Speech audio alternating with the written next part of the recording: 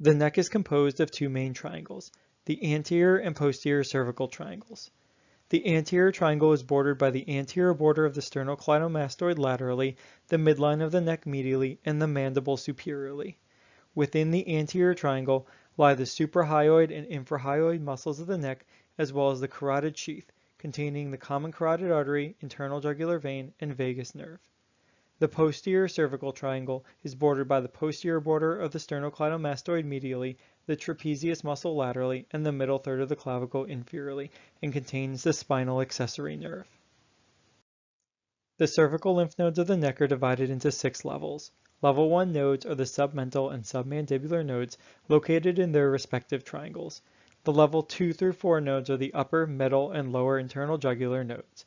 Level 5 nodes are within the posterior triangle, and level 6 nodes are the central compartment, bordered superiorly by the hyoid bone, inferiorly by the sternal notch, and laterally by the carotid sheath.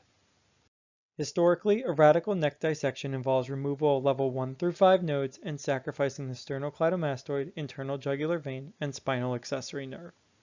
A modified radical neck dissection is less morbid and preserves one or more of these 3 structures. A lateral neck dissection includes removal of lymph nodes from levels 2 through 5, whereas a central neck dissection entails removal of lymph nodes from level 6.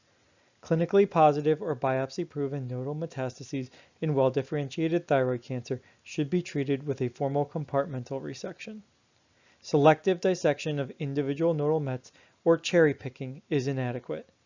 Remember, if a biopsy of a lymph node demonstrates aberrant thyroid tissue, this is consistent with metastatic disease. Patients with metastatic tumor in a neck node with unknown primary require complete head and neck workup. FNA is preferred over an open biopsy, which may alter or interfere with subsequent treatment. If the biopsy is positive for squamous cell carcinoma, positive HPV-16 testing strongly suggests an occult cancer in the tonsil or the base of the tongue.